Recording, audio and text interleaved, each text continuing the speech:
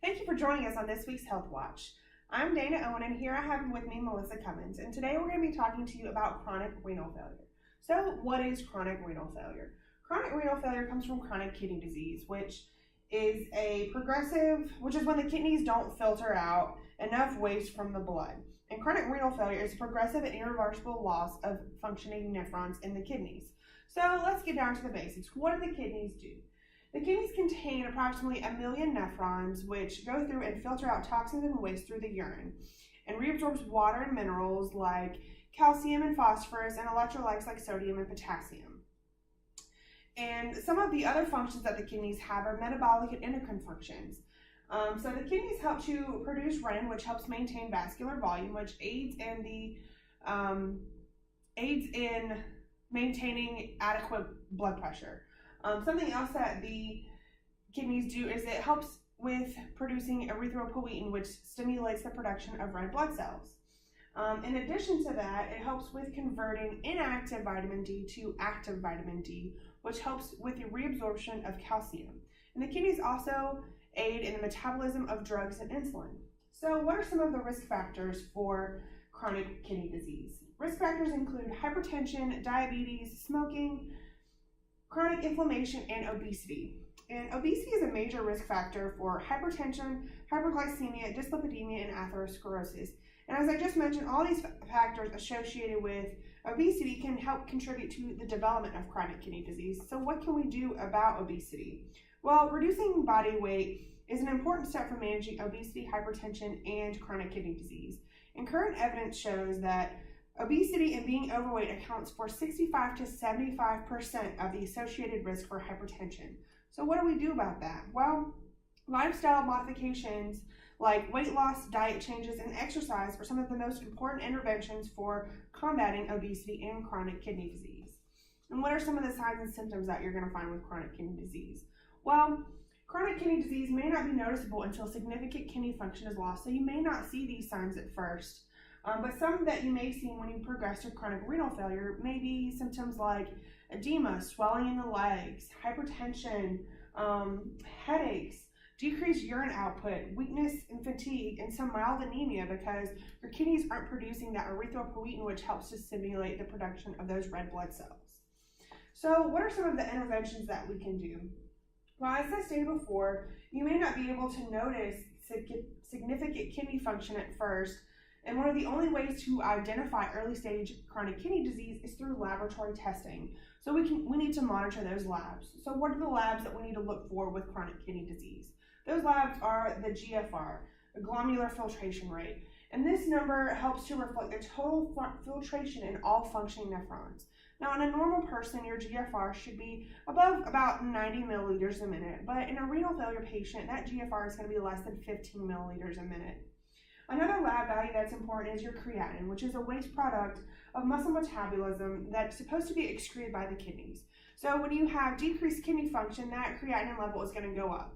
As your creatinine level goes up, it means you have a decrease in how much your kidneys are really functioning. Another lab value that is important to monitor with chronic kidney disease is your BUN, your blood urea nitrogen. And this is another waste product that is supposed to be removed by the blood from the kidneys, which again, like creatinine, if you have an increased BUN level, then that usually means you have a decreased function in your kidneys. So what can we do about these labs, and how can we help manage chronic renal failure? Through our diet. One of the more important things with diet is reducing your sodium intake. As you have higher amounts of sodium in your body, that helps to it tells your body that you need to reabsorb water, which increases your vascular volume, making your blood pressure go up. So we want to reduce our sodium intake. The Institute of Medicine says that the average American consumes about 3,400 milligrams of sodium a day. We really only need about 2,300 milligrams of sodium a day. So we, as Americans, can really cut back on how much sodium we're taking in. Also, reducing our potassium intake, because if we have damaged kidneys, then our kidneys aren't going to be able to filter out the potassium that we don't need. And when we have a buildup of potassium in the blood, it can cause problems with our heart because potassium deals with muscle contractility. Another thing that we want to watch for in our diet is our protein intake, especially if you have chronic kidney disease and you're not on dialysis, because in these patients, a high protein diet is not recommended because the kidneys can't filter out the excess protein in the blood. And some of these values for protein, for women, you should have about 46 grams of protein. For men, you should have about 56 grams of protein a day. Melissa, you want to tell us some more about some of the other interventions and treatments with chronic kidney disease? Absolutely. Another way we can manage chronic kidney disease is managing our cardiovascular health. And by doing that, we need to reduce hypertension, high blood pressure. And we can do that through medications, ACE inhibitors or ARBs that your physician may prescribe. We can do that by reducing our sodium intake, as Dana described earlier.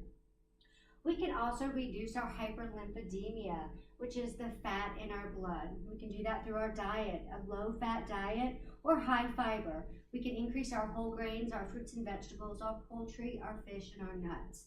And we can also avoid a sedentary lifestyle. Get out there and walk for 30 minutes 3 times a week. Grab a family member, grab a friend, go out there and get some fresh air. Which leads me to one of my favorite interventions, which is yoga. This is really helping chronic kidney disease patients all over. And I think that after the break, we're going to get to do some yoga. Yes, after the break, when we come back, Melissa's going to show us one of her new techniques that she's found to be really helpful in patients with chronic kidney disease. You want to tell us some more about treatment options for chronic kidney disease? Absolutely. There are 2 dialysis options for chronic kidney disease patients. We have peritoneal dialysis, and what that does is it uses the peritoneal membrane, which is a semi-permeable membrane in your abdominal cavity, and that replaces the function of your kidneys.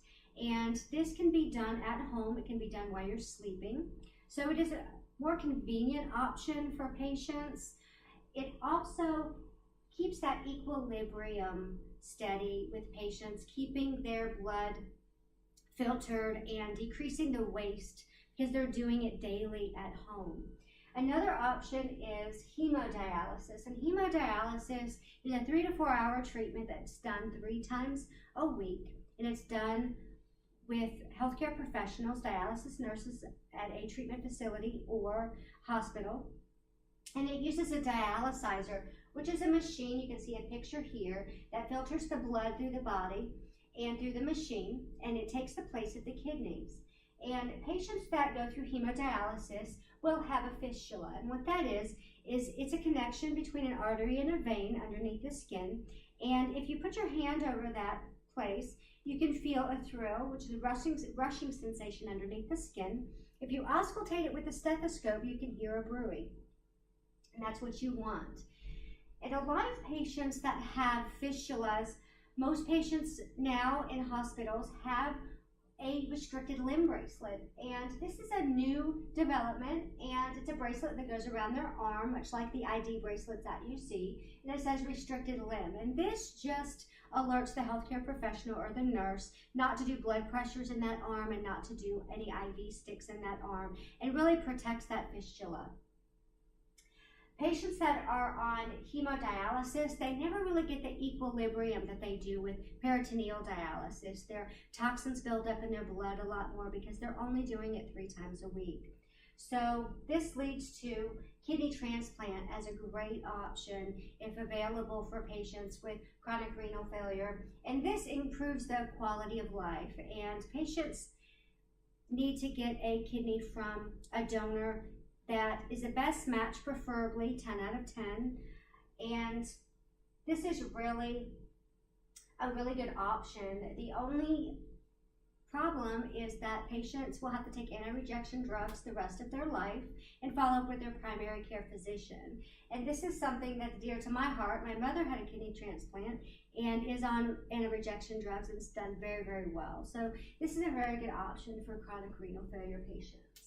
All right, well, thank you. As soon as we come back from our break, we're going to go more in depth about that new yoga intervention. All right, and we're back. So, Melissa, please share with us this new yoga intervention that you found. Yes, what I love about yoga is that yoga has been found to reduce the oxidative stress in diabetes patients, reducing their blood sugar. It's also been known to reduce the stress of treatment. decreasing the fatigue, decreasing the anxiety, decreasing pain. It also has been known to decrease psychological stress of anxiety and fear of treatment. So I'm going to show you one of my favorite poses, as you see on the board, the simple seated twist. What we're going to do is we're going to raise our arms up. We're going to slowly twist our body and just rest your arm on the back of the chair, taking deep breaths. And you want to take at least 5 deep breaths, increasing that circulation, increasing the oxygen level in your blood. You really want this position to be pain-free. So you just go to the point where your body needs to stop. Then we're going to slowly come forward. And then we're going to raise our arms up again, and we're going to twist to the other side. Just rest your arm on the back of the chair, taking some deep breaths. This really helps with that mindful piece that comes with yoga too. Absolutely. Decreasing the anxiety. This is a form of meditation. Decreasing fear. And we're going to come forward. And as always, before you start any exercise routine, make sure you contact your healthcare provider. All right, well, thanks, Melissa, for coming on our show today. It's been a pleasure having you. Thank you so much for inviting me. All right, thank you for joining into this week's Health Watch. We'll see you next week. Bye-bye.